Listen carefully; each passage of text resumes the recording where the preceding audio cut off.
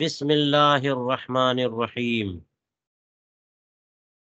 الاشباہ والنظائر کے فن ثانی میں کتاب الوکالت کا درس جاری ہے،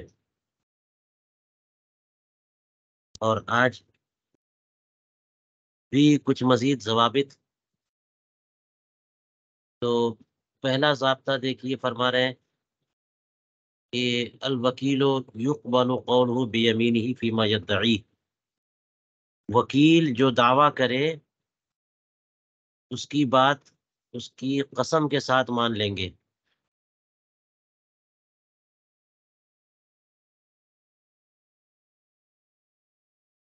وکیل کی بات مان لیں گے اس کی قسم کے ساتھ، جو بھی وہ دعویٰ کرے۔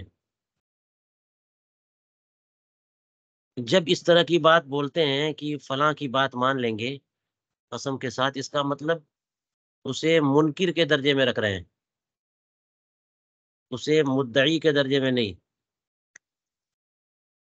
بلکہ منکر کے درجے میں، کیونکہ مدعی کی بات بالبینہ مانی جاتی ہے، یعنی مدعی کی بات نہیں مانی جاتی جب تک کہ بینہ پیش نہ کر سکے، اور منکر کی بات تو مان لیتے ہیں اگر مدعی بینہ نہ پیش کر سکا تو منکر کی بات بعض صورتوں میں بغیر قسم کے اور بعض صورتوں میں قسم کے ساتھ مان لیتے ہیں۔ تو یہاں پر انہوں نے یہ کہا فیما یدعی، دعویٰ کرے، تو جب دعویٰ ہے تو کیسے اس کی بات صرف یمین سے مان لیں گے؟ وہ وجہ یہی ہے کہ اگرچہ وہ کوئی بات کسی بات کا دعویٰ کر رہا ہے، مگر دیکھیے گا تو معلوم یہ ہوگا کہ وہ دعویٰ نہیں ہے، بلکہ ایک طرح سے اپنی اوپر ایک ذمہ جو آ رہا ہے اسی کا انکار کر رہا ہے۔ براءت ذمہ کا دعویٰ، براءت ذمہ کا جو دعویٰ ہے وہ انکار کی قبیل سے ہے۔ جی، تو بنیادی بات یہ ذہن میں رکھنی چاہیے کہ جب کبھی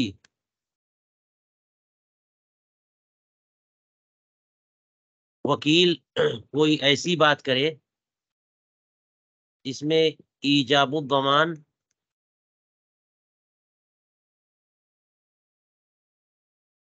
علی الموکل ہو، تو یہ دعویٰ ہو گیا، اور اگر براءت نفس ہو تو یہ انکار ہو گیا۔ اس میں اس کی بات مان لیں گے اور اس میں نہیں مانیں گے۔ اب یہ وکیل کون سی بات کہہ رہا ہے اس کو دیکھیں گے، تو اب اتنی بات سے اندازہ ہوا کہ وکیل جو کچھ کہہ رہا ہے یہ تو ایک ضابطے کی بات ہو گئی نا، اور اللہ کہہ کر کے استثناء کریں گے، اور استثناء کو اور ضابطے کو سمجھنے کے لیے میں نے یہ باتیں پیش کر دی آپ کے سامنے کہ اگر وہ براءت نفس کی بات کر رہا ہے کہ میں ذمے سے بری ہو چکا، تو وکیل تو متبرع ہے، وہ تو متبرع ہے، وہ کہہ رہا ہے کہ میں بری النفس ہو چکا، میں بری ہو چکا، ذمہ داری ادا کر چکا، تو اس کی تو بات ماننی چاہیے۔ کسی اور پر الزام تو نہیں دے رہا ہے، وہ اپنی بات کر رہا ہے وہ۔ لیکن جہاں کہیں پر ایجاب الزمان علی الغیر کی بات آ جائے تو وہ تو کسی کو الزام دے رہا ہے، اب اس کی بات کیسے مان لیں گے جب تک کہ بینہ نہ پیش کر سکے؟ یہ باتیں ذہن میں رکھیے، اور یہاں پر یہ پڑھیے کہ وکیل کی بات مان لیں گے اس کی قسم کے ساتھ، فیما یدعی، جو کچھ وہ کہہ رہا ہے، جو کچھ وہ دعویٰ کر رہا ہے، وہ اسی وجہ سے کہ اصلاً وہ وکیل جو کچھ کہے گا وہ براءت نفس کی بات کرے گا۔ موکل نے کہہ دیا یہ کام کرو، اور وکیل نے کیا نہیں کیا، لیکن وہ بول رہا کہ میں نے کر دیا، تو اپنی اپنی بات وہ کر رہا ہے۔ ہر بندے کو اپنی بات کہنے کا حق ہے، کوئی کیسے اس کو الزام دے سکتا ہے؟ اس لیے اس کی بات مان لیں گے۔ اب یہیں سے سمجھ میں آیا کہ الا الوکیل بالقبض بقبض الدین اذا ادعا، مگر قبض دین کا وکیل، قبض دین کا وکیل اگر دعویٰ کرے بعد موت المؤکل، موکل کے مرنے کے بعد انہو کانا قبضہ فی حیاتہ ودفعہ لہو، کہ موکل کی زندگی میں ہی میں نے دین پر قبضہ کر لیا تھا اور موکل کو دے بھی دیا. یہاں پہ کہہ رہے ہیں فَإِنَّهُ لَا يُقْبَلُ قَوْلُهُ، یہاں پر اس کی بات نہیں مانیں گے، کیونکہ یہ چیز جو جا رہی ہے، یہ چیز، یہ ایجاب الزمان علی الموکل کی بات ہو رہی ہے، براءت نفس کی بات نہیں ہے. ٹھیک ہے، وہ کیسے؟ اس لیے کہ وکیل بقبض الدین، زید نے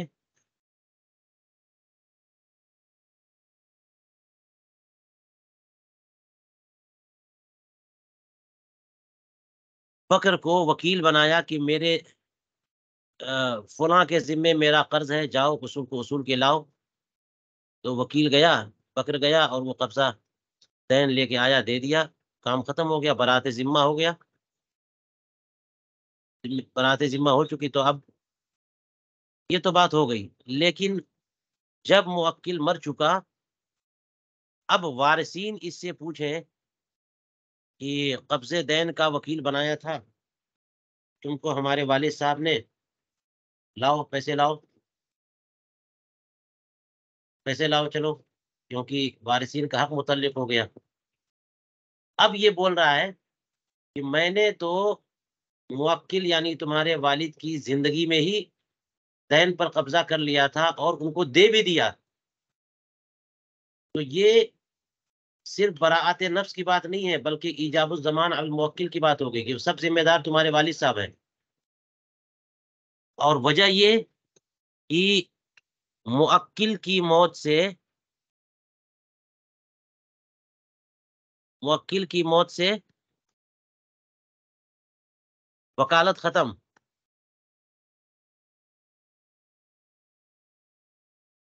تو موکل کی موت کے بعد اگر یہ دعویٰ کر رہا ہے کہ میں تو ان کی زندگی میں، اس کا مطلب یہ اب پھنس رہا ہے، تو دعویٰ کر رہا ہے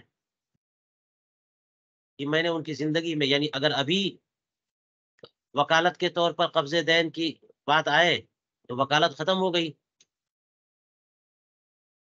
تو اس لیے اس نے یہ کہا کہ نہیں، میں نے ان کی زندگی میں قبضہ کیا تھا اور دے بھی دیا. تو اب ذمہ جو ہے وہ موکل پر ڈال رہا ہے، اور موکل پر ذمہ ڈال نہیں سکتا ہے کیونکہ وہ موجود نہیں ہے. اس لیے اس کا دعویٰ جو ہے وہ قبول نہیں کریں گے جب تک کہ بینہ پیش نہ کر سکے. یہاں پر یہ صورت بن رہی ہے فَإِنَّهُ لَا يُقْبَلُ قَوْلُهُ إِلَّا بِالْبَيِّنَةِ كما فی الوالدیہ من الوکالہ، جیسا کہ فتاوی والوالدیہ کی کتاب الوکالت میں ہے، اور ہم نے امانات میں بھی اس کا ذکر کیا ہے. تو چلیے ایک بات ہو گئی یہاں پر، یہ میں واضح کر چکا. ایجاب الزمان علی الموکل کا معاملہ ہو تو اس کی بات نہیں مانیں گے جب تک کہ یہ بینہ سے، کیونکہ دوسرے پر لازم کرنا یہ دعویٰ ہو جاتا ہے، اور اپنے نفس کی براعت کی بات کرنا یہ انکار ہے. تو انکار میں قسم کے ساتھ بات مان لیتے ہیں، لیکن دوسرے کو الزام دینا یہ دعویٰ ہے، جب تک بینہ نہ ہو تب تک جو ہے بات نہیں مانی جائے گی. تو ضابطہ ہو گیا یہ. اب استثناءات میں دیکھ لیجئے، استثناءات میں کیا کیا ہے. الا الوکیل، ایک نمبر یہ بقبض الدین، جبکہ موکل کی موت کے بعد وہ دعویٰ کرے کہ میں نے ان کی زندگی میں قبضہ کیا، دے بھی دیا، تو بات نہیں مانیں گے. یہ ایک ہے. دوسرا استثنائی مسئلہ، کہ اس کی بات نہیں مانیں گے جب تک کہ وہ بینہ سے ثابت نہ کر دے وکیل.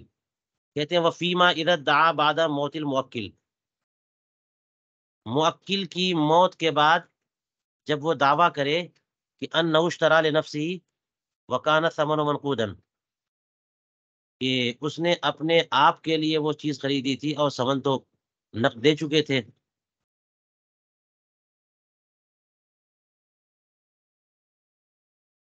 یہ دوسرا مسئلہ ہو گیا. اچھا یہ بات میں نے بتا دی کہ موکل کی موت سے وکیل کی وکالت باطل ہو جاتی ہے.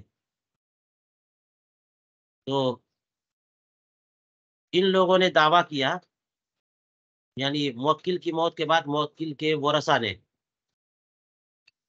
کہ تم کو فلاں چیز خریدنے کا ہمارے والد صاحب نے وکیل بنایا تھا، تم نے خریدا، لاؤ چلو وہ ہمارا ورثہ بن، ہمارا ترکہ بنا، وہ ہمارا حصہ ہے، وہ والد صاحب کا ترکہ بن کر کے ہمارا حصہ ہے، لاؤ دو. تو موت موکل کے بعد اس نے کہا کہ نہیں نہیں نہیں نہیں نہیں، میں نے موکل کے لیے تو خریدا ہی تھا، میں نے تو اپنے لیے خریدا.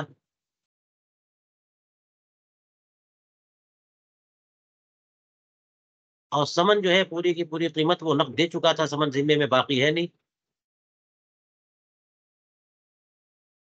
تو ایسی صورت میں اس کی بات نہیں مانیں گے، اس کی وکیل کی، جب تک کہ بینہ پیش نہ کر دے.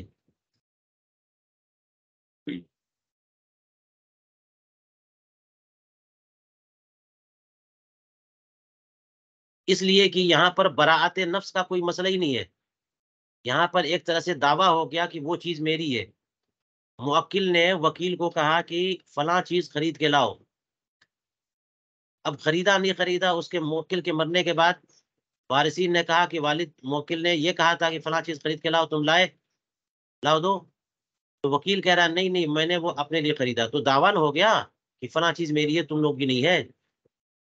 تو دعویٰ جب ہو گیا، یہ انکار والی بات نہیں ہے، وہ میرا ہے، تو بینہ پیش کرنا پڑے گا. تیسرا مسئلہ دیکھیے، فیما اذا قال بعد عزله بعت ام سے، کہ موکل نے وکیل کو معزول کر دیا اور اس کے بعد یہ بول رہا ہے کہ میں کل ہی بیچ چکا. وکذب الموکل، اور موکل نے اس کی تکذیب کی. اس صورت میں بھی جب تک کہ بینہ پیش نہ کرے تب تک جو ہے وہ اس کی بات نہیں مانیں گے. موکل نے وکیل کو اس بات کا وکیل بنایا کہ فلاں چیز بیچ دو، تو اس نے فلاں چیز بیچ دی یا نہیں بیچی، جو بھی ہوا. اب کل کو اس نے موکل نے وکیل کو معزول کر دیا. تو موکل اپنے وکیل کو معزول تو کر سکتا ہے کہ ٹھیک ہے ٹھیک ہے، تمہیں نہیں بیچنا. اب اس کے بعد اسے کہا گیا کہ وہ سامان میں نے بیچنے کو کہا تھا لاؤ، تو اس نے کہا میں نے کل ہی بیچ دیا، یعنی آپ کے معزول کرنے سے پہلے پہلے. اور وہ اب کہہ رہا ہے، اب کہہ رہا ہے، تو اب تو وہ پھنس رہا ہے، اس لیے کہہ رہا ہے اپنے آپ کو بچانے کے لیے. اور گویا کہ ذمہ یہ دعویٰ ہو رہا ہے کہ نہیں نہیں، وہ فلاں کا ہو چکا اور اب ذمہ دار آپ ہیں، معزول کر دیا مجھے، تو اب اس کا ثمن وصول کرنا یہ آپ کے ذمہ ہے.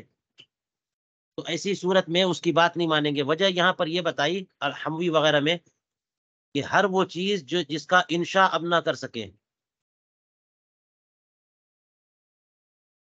یعنی جس کو اب فی الحال نہ کر سکے، تو اس چیز کے کرنے کا دعویٰ اگر کرے گا تو متہم ہوگا، اور جہاں پر متہم ہوگا وہاں مدعی ہوگا، اور جہاں مدعی ہوگا بغیر بینہ کی بات نہیں مانیں گے.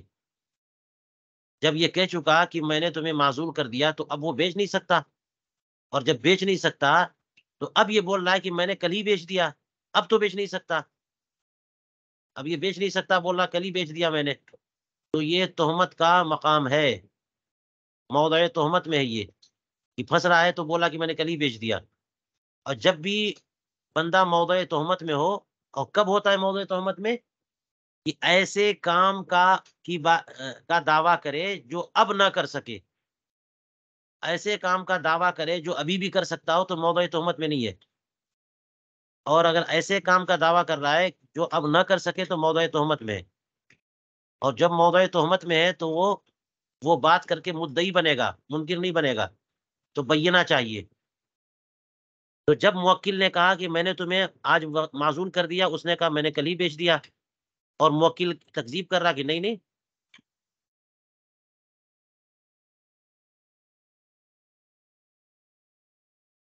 تم نے نہیں بیچا. تو بات اس میں موکل کی مان لیں گے،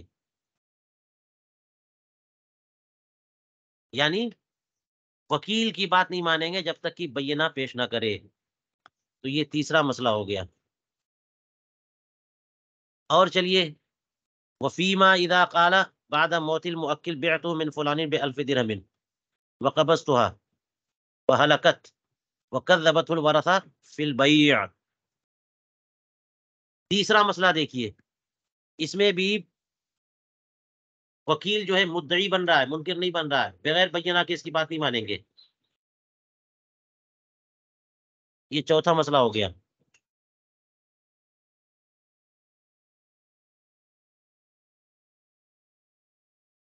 فیما اذا قال، وکیل نے موکل کی موت کے بعد کہا،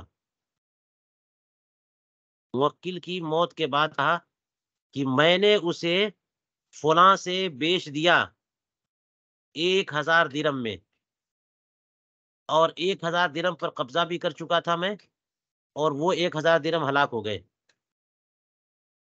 اور موت موکل کے بعد کی بات ہو رہی ہے، تو موکل تو مر گیا، تو وارثین اب موجود ہے. تو وارثین بیع کے معاملے میں اس کا انکار کر رہے ہیں کہ نہیں نہیں تم نے نہیں بیچا. فإنه لا يصدق، اس کی بات نہیں مانیں گے، وکیل کی بات نہیں مانیں گے.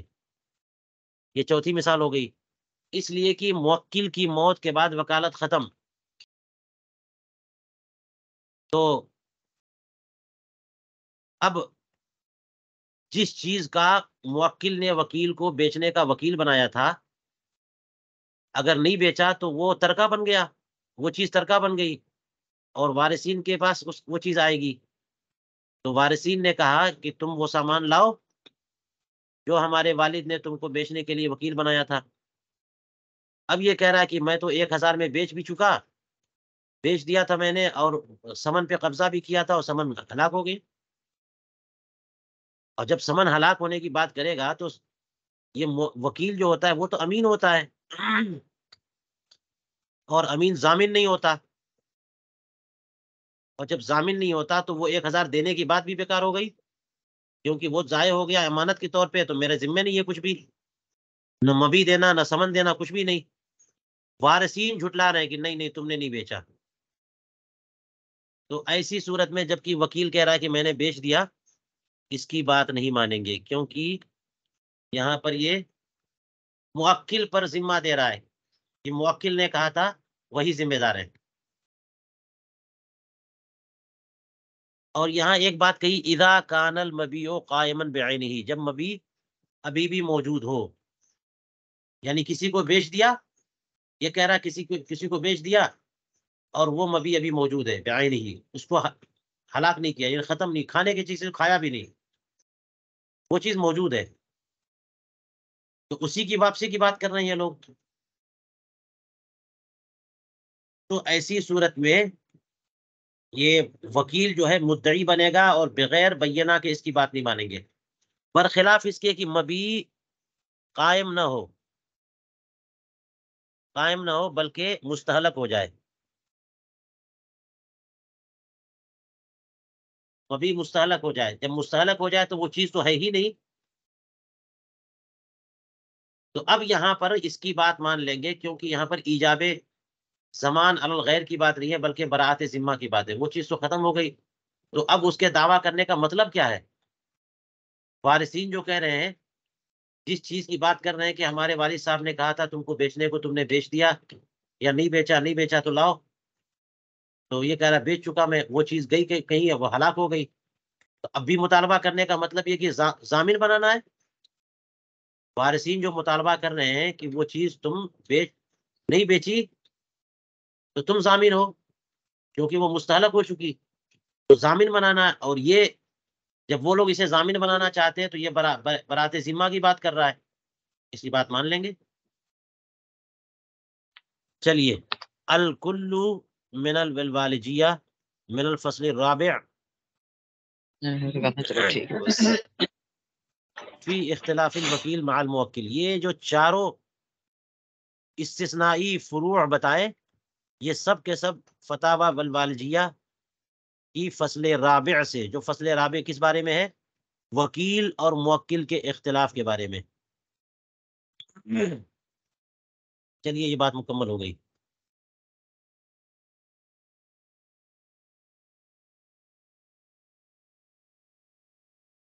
تو ایک ضابطہ آپ نے پڑھا کہ وکیل یقبل قولہ بیمینی فیما یدعی، اور اس کے ساتھ 4 استثنائی مسائل.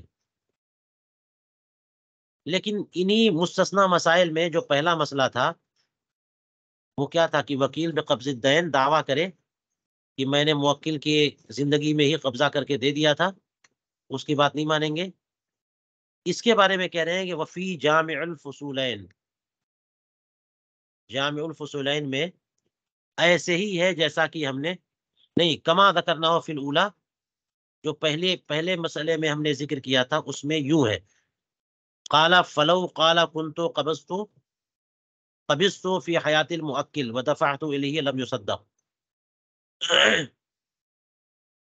یہی بات تو یہ تھی یہاں پر کہ قبض دین کا وکیل اگر موکل کی موت کے بعد کہے کہ میں نے ان کی زندگی میں قبضہ کیا اور دے بھی دیا تو بات نہیں مانیں گے. تو جامع الفصولین میں یہی بات کیسے ہے کہ اگر وکیل نے کہا کہ كنت قبضت فی حیات المؤکل ودفعت الیہ لم یصدق، یہی بات پہلے تھی.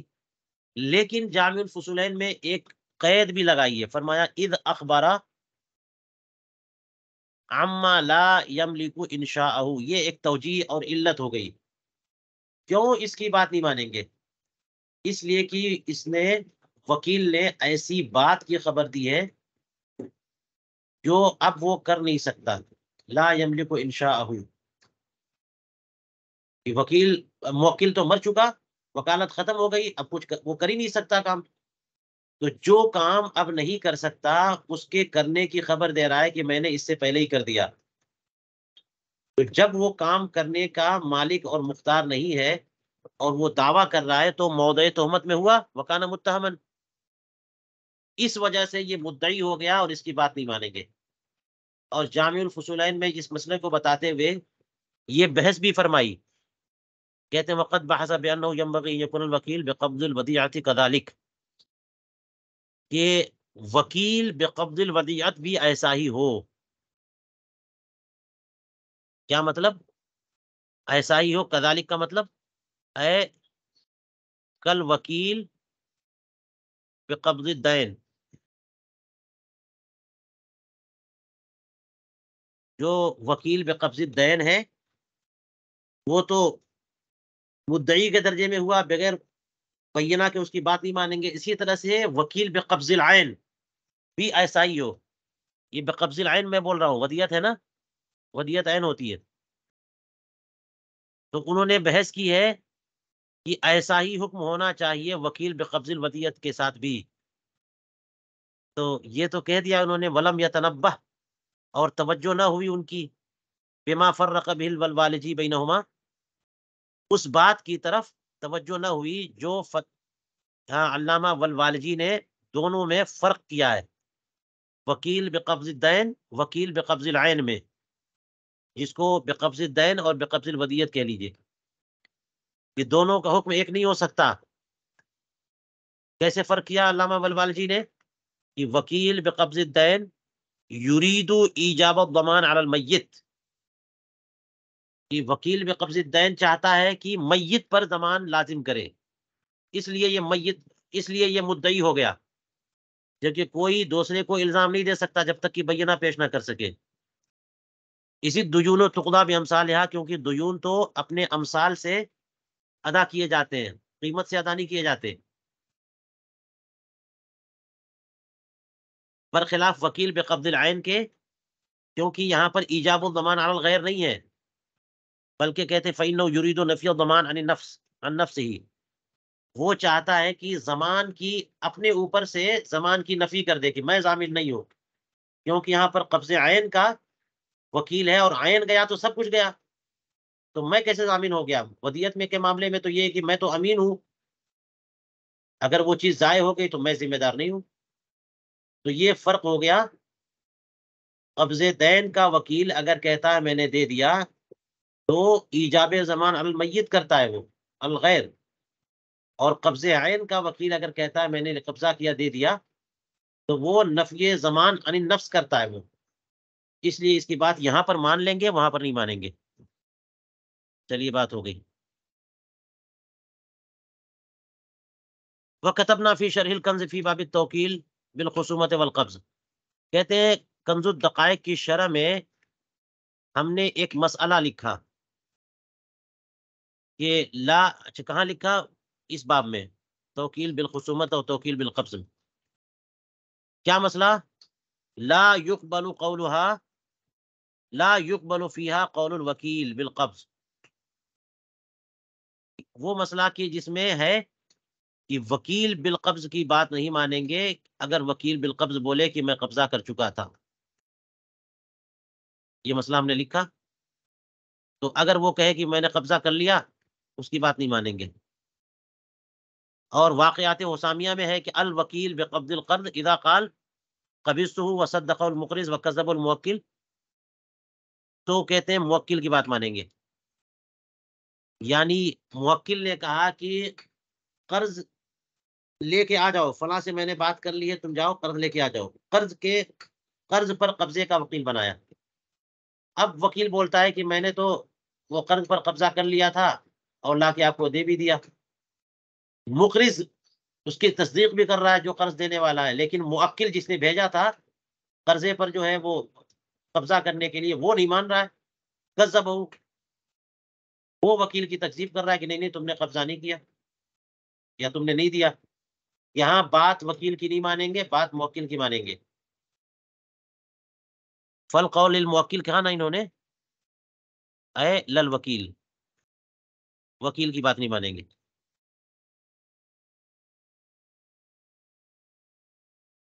یہی پہلے کہا لا یقبل فیہا قول الوکیل، یہاں بھی لا قول وکیل کا نہیں مانیں گے۔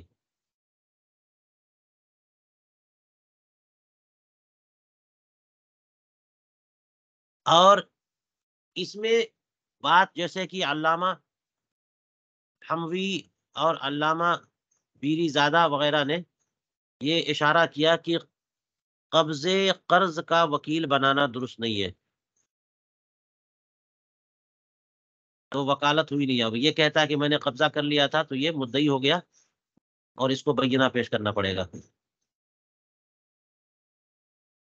آگے چلیے، اذا مات الموکل بطلت الوکالت، یہ بہت آسان ضابطہ ہے کہ جب موکل مر گیا تو وکالت ختم، استثناء الا فی التوکیل بالبیع وفاء کما فی بیوع البزازیہ، مگر ایک مقام پر بیع وفا کی توکیل میں۔ اب یہ استثناء جو ہے وہ اس کی تشریح ذرا مشکل ہے، کیونکہ بیع بالوفا جو ہے اس کی بڑی تشریحات آئی ہیں۔ بیع بالوفا ہے کیا؟ یہ رہن ہے یا واقعتاً بیع ہے یا اقراض ہے یا کیا ہے؟ بہرحال استثناء تو یہاں کر دیا انہوں نے۔ بیع بالوفا میں ہوتا یہ ہے کہ ایک سامان دوسرے کو بیچ دیتے ہیں اور وعدہ یہ ہو جاتا ہے کہ میں سمن تو لے رہا ہوں تم سے اور مبی دے رہا ہوں، لیکن جب پیسے میرے پاس ہو جائیں گے تو میں وہ سمن تم کو واپس دوں گا اور مال مجھے واپس کر دینا، دوبارہ ہم طے کر لیں گے۔ یعنی میں بیچ رہا ہوں تم کو، تم خرید رہے ہو، لیکن کچھ دنوں کے بعد وہی مبی میں تم سے خرید لوں گا واپس، یہ ہے بیع بالوفا۔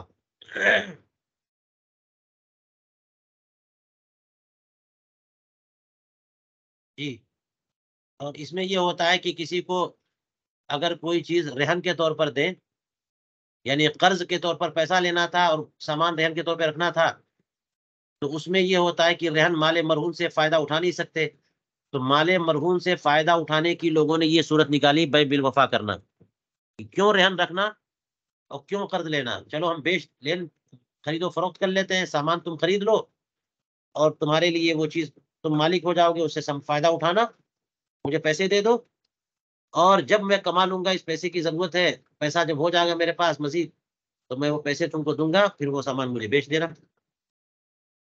تو توکیل بالبیع وفاء میں موکل کی موت کے بعد بھی وکالت باطل نہیں ہوتی، کیونکہ یہاں کہا کہ ہر جگہ وکالت باطل ہو جاتی ہے مگر یہ چند مقام۔ مگر علامہ پیری زادہ نے کچھ اور صورتیں بتائی ہیں کہ موکل کی موت کے بعد بھی وکالت باطل نہیں ہوتی۔ جی، جیسے رہن کے معاملے میں، رہن کو فروخت کرنے یا قبضہ کرنے وغیرہ کے معاملے میں۔ آگے چلیے، اذا قبض المؤکل الثمن من المشتری صح استحسانا، یہ ایک ضابطہ دیکھیے، مؤکل نے مشتری سے سمن پر قبضہ کر لیا، مشتری سے سمن لے لیا، تو کیا یہ موکل کا قبضہ درست ہے؟ جی ہاں درست ہے، استحسانا۔ آپ پڑھ چکے کہ مؤکل کسی کو وکیل بناتا ہے سامان بیچنے کا، تو جو وکیل ہے وہ بیچے گا تو سارے حقوق وکیل کی طرف راجع ہے، تو مشتری یعنی جس کو وکیل نے بیچا تو وکیل تو مبی پر قبضہ دے گا اور مشتری سمن دے گا کس کو؟ حقوق جب راجع وکیل کی طرف ہے تو وکیل کو دے گا، تو مشتری سے سمن پر قبضہ تو وکیل کرے گا، موکل کرے تو وہی کہتے ہیں موکل کا قبضہ کرنا درست نہیں ہے قیاسن، لیکن استحساناً صحیح ہے۔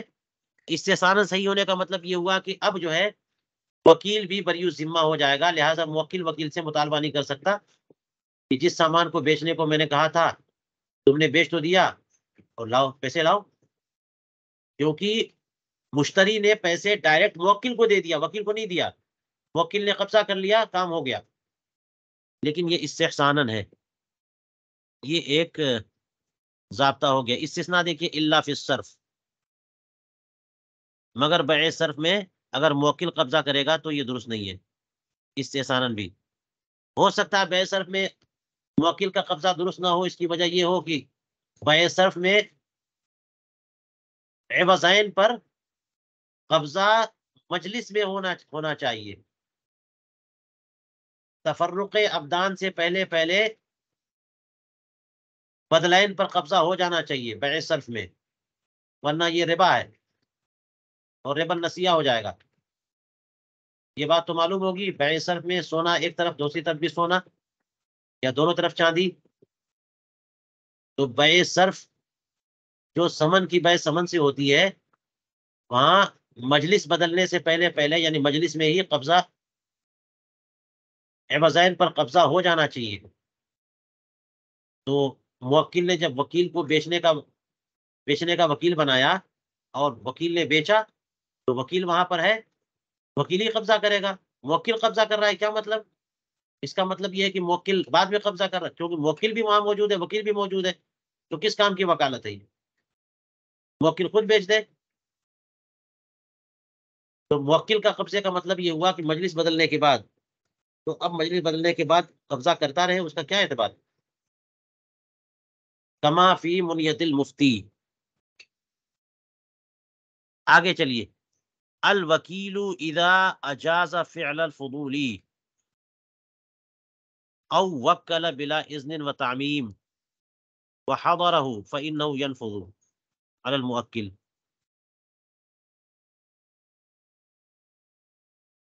ابھی گزشتہ اسباق میں یہ بات آئی کہ وکیل جس بات کا وکیل تھا اس نے خود نہیں کیا، کسی اور کو وکیل بنا دیا اور اس دوسرے وکیل نے وہ کام کیا اور اس وکیل نے منظور کر لیا یا اجازت دے دی یا نافذ کر دیا تو کام ہو جاتا ہے۔ اسی جیسی بات یہاں پھر اب ایک ضابطے کے طور پہ آ رہی ہے کہ وکیل نے فضولی کے فعل کو جائز کر دیا تو کہتے ہیں کہ یہ نافذ ہو جائے گا موکل پہ۔ وکیل نے فضولی کے فعل کو جائز کر دیا، زید نے بکر کو وکیل بنایا کہ سامان بیچ دو، اور خالد نے زید کا سامان اٹھا کے بیچ دیا، تو اب وکیل جو بکر ہے وہ بھی اگر فضولی کے فعل کو جائز کر دے تو جیسے موکل جائز کرے گا تو نافذ ہے، وکیل بھی جائز کرے گا تو نافذ ہے۔ او وکلا، یا پھر وکیل نے کسی تیسرے بندے کو وکیل بنا دیا جبکہ اس کو نہ اجازت تھی اور نہ توکیل عام ملی تھی اس کو، وحضرہ، اور جب اس دوسرے وکیل نے وہ کام کیا تو یہ پہلا وکیل بھی وہاں موجود تھا، یعنی اس کی مرضی اس میں شامل ہے، تو یہ تصرف یا یہ عقد نافذ ہو جائے گا موکل پر بھی. یہ لِأَنَّ الْمَقْصُودَ حضور و رأیہ، اس لیے کہ جب موکل نے وکیل کو وکیل بنایا تھا تو مقصد یہ تھا کہ وکیل کی رائے اس میں شامل ہو. اب اس نے کسی اور کو وکیل بنا دیا، اور وہ جو تیسرا بندہ ہے اس نے کیا اور اس نے اسے منظور کیا یا موجود تھا، تو رائے تو شامل ہو گئی، مقصد حل ہو گیا. تو یہ عقد جو ہے موکل پر نافذ ہوگا. مگر استثناء کی چند صورتوں میں یہ عقد جو ہے تیسرا بندہ اگر کرے گا تو موکل پر نافذ نہیں ہوگا. وہ کون سا مسئلہ ہے؟ الا فی الوکیل بالطلاق والعتاق، مگر طلاق و عتاق کا وکیل، کیونکہ موکل نے اپنی زوجہ کو طلاق دینے کا وکیل بنایا یا اپنے غلام کو آزاد کرنے کا وکیل بنایا، تو اب وکیل کسی تیسرے بندے کو وکیل بنائے طلاق دینے کا نہیں چلے گا. تیسرا بندہ طلاق دے گا تو نہیں ہوگی اگرچہ وکیل وہاں موجود تھا. لِأَنَّ الْمَقْصُودَ عبارت ہو، کیونکہ موکل نے اس کو طلاق دینے کا وکیل بنایا تو مقصود یہ ہے کہ تمہارے الفاظ ہونے چاہیے.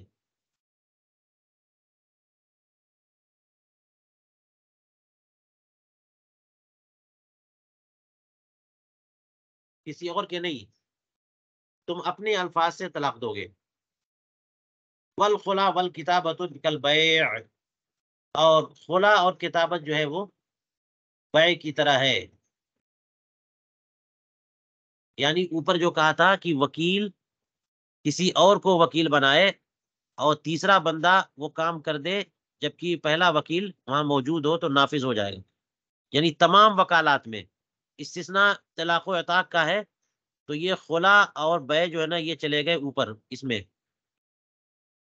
خلا اور کتابت بیع کی طرح، یعنی بیع کا وکیل بنایا یا اجارے کا وکیل بنایا یا اس طرح سے کسی بات کا وکیل بنایا، اس وکیل نے کسی اور کو وکیل بنا دیا اور تیسرے بندے نے وہ بیچا اور یہ پہلا وکیل موجود تھا، ہو جائے گا.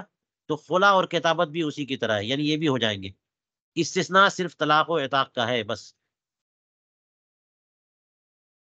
اب آگے چلیے. الشیء المفوض الی اثنین لا یملکہ احدہما، یہ ایک نیا ضابطہ توجہ سے سنیے کہ جو چیز دو آدمیوں کو سپرد کی گئی وہ دو ہی آدمیوں کے ذمے رہے گی، ایک اس کا مالک نہیں ہو سکتا. یعنی تنے تنہا ایک ہی بندہ کر دے نہیں ہوگا. جیسے دو آدمیوں کو وکیل بنایا کہ یہ میرا سامان بیچ دو، اس کا مطلب یہ ہوا کہ وہ یہ چاہتا ہے کہ ان دونوں کی رائے شامل رہے اس سامان کے بیچنے میں. ایک پر اعتماد نہیں ہے، دو کو بنایا اس نے تاکہ دونوں کی رائے ملے تو بات مضبوط ہو اور دونوں ایک دوسرے کے تجربے سے فائدہ اٹھائیں اور اچھا فیصلہ کریں کہ کس کو بیچنا چاہیے. تو شے جو مفوض ہو دو کی طرف، ایک اس کا مالک نہیں ہو سکتا، ایک اگر کرے گا تو نہیں ہوگا. کل وکیلین، اس کی مثال میں نے دی. زید نے ایک بندے کو وکیل نہیں بنایا، دو کو وکیل بنایا، تو دونوں جب کریں گے تبھی کام ہوگا، ایک بندہ کرے گا تو نہیں ہوگا. وصیین، میت نے اپنے مال کا وصی دو شخصوں کو بنایا کہ میرے یتیم بچوں پر مال خرچ کرنا ہو یا جو بھی ذمہ داری، دو آدمی وصی ہے. اس کا مطلب ایک پر اعتماد نہیں ہے، ایک تجربہ کار ہے ایک قریبی ہے، تو قرابت دار اور ایک تجربہ کار دونوں کو ملا کر وہ چاہتا ہے کہ فائدہ اٹھائے کہ صحیح سے یہ لوگ فیصلہ کریں، تو ایک بندہ نہیں کر سکتا. ناظرین، یعنی جائیداد موقوفہ پر متولی اور ناظر دو بندوں کو بنایا تو دونوں مل کے فیصلہ کریں گے، ایک بندہ نہیں. یا سلطان اسلام نے دو کو قاضی بنایا تو ایک نہیں فیصلہ کر سکتا. حکمین کہ پنچ نے، لوگوں نے جو دو دو گروہ تھے ان لوگوں نے ایک بندے کو حکم نہیں بنایا، دو کو، دونوں مل کے فیصلہ کریں گے، لہذا ایک بندہ فیصلہ کرے گا تو وہ نافذ نہیں ہوگا. والمودعین، مودعین بفتح الدال، کہ ودیت رکھنے والے نے ایک بندے کے پاس ودیت نہیں رکھی، دو کے پاس، اس لیے کہ اعتماد دو پر ہے، اکیلے پر نہیں ہے، لہذا ایک بندہ سپرد نہیں کر سکتا، دونوں مل کے کریں گے. والمشروط لهم الاستبدال والادخال والاخراج. اسی طرح سے جو ہے دو ایسے شخص ہیں کہ جن کے لیے واقف نے یا کوئی متصرف ہو، اس نے دو بندوں کے لیے استبدال کی شرط رکھی یا ادخال و اخراج کی. جیسے مثال کے طور پر کسی نے کوئی جائیداد وقف کی، زید نے اپنی زمین وقف کی مسجد مدرسہ کسی کے لیے یا یتیموں کے لیے، تو اب آپ کو پتا ہے کہ جائیداد موقوفہ کو بدل نہیں سکتے، بیچ نہیں سکتے، کچھ نہیں کر سکتے. لیکن اگر واقف نے استبدال کی شرط لگ دی تھی تو بیچ سکتے ہیں، اگر ضرورت پڑی تو بدل سکتے ہیں. بیچنے کا مطلب بدل سکتے ہیں. لیکن اس نے استبدال کی جو شرط رکھی تھی دو بندوں کے لیے، یعنی ایک بندہ نہیں کر سکتا، دو لوگ ہوں گے، یا ادخال یا اخراج، اس چیز کو اس میں داخل کرنا، اس چیز کو اس سے خارج کرنا وغیرہ وغیرہ. اس کی شرط دو بندوں کی رکھی تھی کہ دو آدمی کریں گے، اکیلا ایک بندہ نہیں. تو پھر یہ سب صورتیں وہ ہو گئی کہ ایک بندہ نہیں کر سکتا. ساری مثالیں ہو گئی. اب استثناء دیکھیے، الا فی مسئلۃ، وہ کون سا مسئلہ ہے؟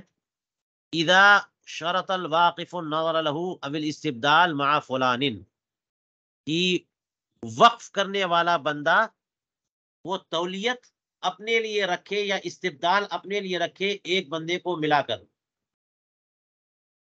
وہ کہہ رہا نظر میرے لیے، یعنی میں متولی ہوں یا میں بدل سکتا ہوں، اور یہ دونوں ملا دیا مع فلان، اس کے ساتھ بھی اور اس کے ساتھ بھی. یعنی ناظر میں ہوں، وہ میرا دوست جو ہے نا وہ بھی میرے ساتھ رہے گا، یا بدلنے کا اختیار میرے پاس ہے اور فلاں کے پاس. تو جب واقف نے خود شرط لگا دی کہ نظر یا تولیت میرے پاس، یا اختیار تبدیلی یا استبدال میرے پاس، مع فلان، ایک بندے کو ملا کر، تو یہاں پر اگرچہ اپنے ساتھ ایک بندے کو شامل کر رہا ہے، مگر چونکہ یہ خود واقف ہے تو اکیلے بھی کر سکتا ہے. یہاں فلاں کا ملانا ضروری نہیں، اکیلے فیصلہ کرے تو نافذ نہ ہو، ایسی بات نہیں، خود بھی استبدال کرے تو ہو جائے گا. فإن للواقف الانفراد دون فلان، کیونکہ یہاں پر فرمایا کہ واقف، وقف کرنے والا، وہ اکیلے بھی فیصلہ کر سکتا ہے، الانفراد دون فلان، فلاں کے بغیر، جیسا کہ فلاں خانیہ میں ہے.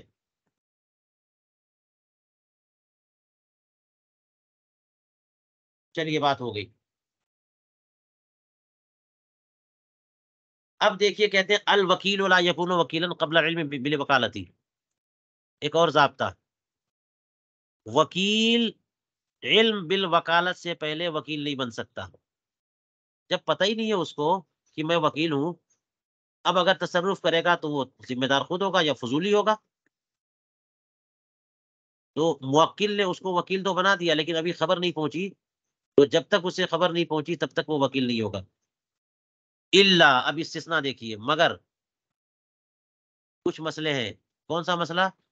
الا فی مسئلۃ، ہاں، علم المشتری بالوکالتی ولم يعلم الوکیل البائع بکونہ وکیلا، کہ مشتری کو اس وکیل کی وکالت کا علم ہو گیا. زید نے بکر کو وکیل بنایا کہ میرا فلاں مال بیچ دو، تو بکر بیچنے لگ گیا اور اسے پتا نہیں ہے کہ میں وکیل ہوں. مشتری خریدنے لگ گیا، یعنی مشتری خود بڑھ کے اس وکیل کے پاس گیا، اور مشتری کو پتا ہے کہ زید نے اس کو وکیل بنا دیا، خود وکیل کو پتا نہیں ہے کہ مجھے وکیل بنایا، وہ اپنے کو فضولی سمجھے گا. تو مشتری کو پتا ہے کہ یہ صاحب وکیل ہیں، اور اس مشتری نے وکیل بائع وکیل کو بتایا بھی نہیں بکونہ وکیلا، جی، ولم يعلم الوکیل البائع بکونہ وکیلا، وکیل نے بائع کو بتایا بھی نہیں کہ تم وکیل ہو. تو ایسی صورت میں اگر مشتری خرید لیتا ہے اور بائع بیچ دیتا ہے تو یہ وکالت درست ہوگی اور بیع ہو جائے گی اور نافذ بھی ہو جائے گی اور موکل پر نافذ ہوگی، کما فی البزازیہ. یہ ایک استثناء ہے. ایک اور استثناء، وفی مسئلۃ ما اذا امر المودع المودع بدفعها الى فلان فدفعها له ولم یعلم بکونہ وکیلا، کیا مسئلہ ہے کہ مودع امانت کے طور پر مال رکھنے والا، اس نے مودع یعنی جس کے پاس امانت کے طور پر مال رکھے گا، مودع نے مودع کو حکم دیا کہ ودیت جو ہے فلاں کو دے دو، میں نے تمہارے پاس جو پیسے یا فلاں فلاں چیز رکھی ہے وہ سب جو ہے نا فلاں کو دے دو، ہو سکتا ہے کہ وہ مقروض ہے اس فلاں کا، مودع نے مودع کو کہہ دیا کہ تم وہ چیز فلاں کو دے دو، فدفعها له، تو مودع نے وہ سامان اس فلاں کو دے دیا، لہو یہ فلاں کی طرف جائے گی، ولم یعلم بکونہ وکیلا، اور اس سے بھی مراد یہی، جو فلاں ہے اسے پتہ ہی نہیں ہے کہ میں وکیل تھا، یعنی وکیل بالقبض،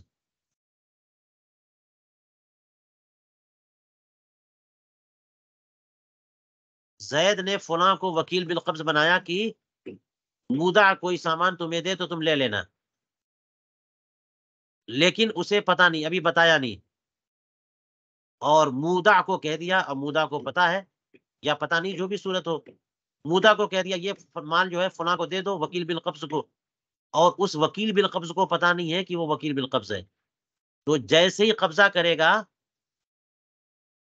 یہ قبضہ موکل کا ہو جائے گا، یہ بھی ایک استثنائی مسئلہ، اگرچہ وکیل کو پتہ نہیں ہے وکیل ہونے کا مگر پھر بھی قبضہ ہو جائے گا، حاصل یہ ہوگا اس مسئلے کا کہ وہ جو بندہ جسے اپنی وکالت کی خبر نہیں ہے اور وہ وکیل بالقبض بنایا جا چکا، وہ قبضہ کرے تو موکل کا قبضہ ہوگا، اس کا مطلب کہ اگر وہ چیز کسی کے پاس ضائع ہو گئی تو وہ ضامن نہیں ہوگا، کیونکہ وکیل کا قبضہ موکل کا قبضہ ہے،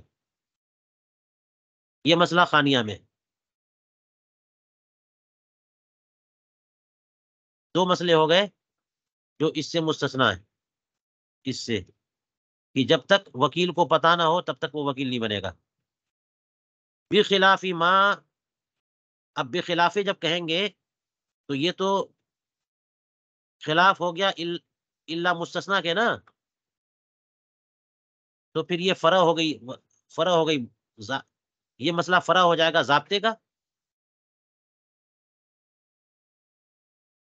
جی، تو دیکھیے بخلاف ما اذا وکل رجلا بقبضها، برخلاف اس کے کہ جب موکل نے کسی کو وکیل بنایا امانت پر قبضہ کرنے کا،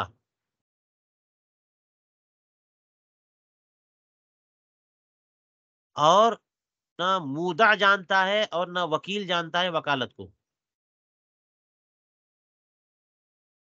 اس نے موکل نے کسی کو قبضے ودیت کا وکیل بنایا اور مودع کو بھی پتہ نہیں ہے اور وکیل کو بھی وکالت کا پتہ نہیں ہے، فدفعها له، اور ایسی صورت میں اگر مودع نے وکیل کو دے دیا، فدفعها، یہ ہو گیا مودع، دفعها له، یہ ہو گیا وکیل،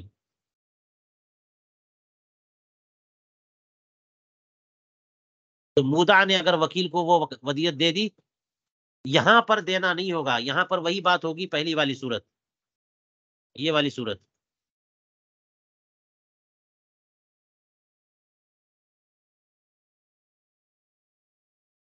کہ وکیل کو اگر پتہ نہیں ہے تو وہ وکیل نہیں ہے، لہذا کہتے ہیں کہ فَإِنَّ الْمَالِكَ مُخَيَّرٌ فِي تَضْمِينِ أَيِّهِمَا شَاءَ إِذَا هَلَكَتْ، کیونکہ وہ وکیل تو بنا نہیں، اگرچہ موکل نے بتا دیا لیکن جب تک اسے علم نہیں ہوگا وکیل بنے گا نہیں، لہذا مودع سے ہلاک ہو یا وکیل سے ہلاک ہو، جس سے بھی ہلاک ہو، جس سے چاہے مالک لے سکتا ہے ضمان، فَإِنَّ الْمَالِكَ مُخَيَّرٌ، مالک کو اختیار ہے کہ ان میں سے جس کو چاہے ضامن بنائے اگر وہ ودیت ہلاک ہو جائے، اور یہ مسئلہ خانیہ میں ہے، یہ مسئلہ بھی خانیہ میں ہے، واللہ تعالی اعلم بالصواب، چلیے آج یہی روکتے ہیں۔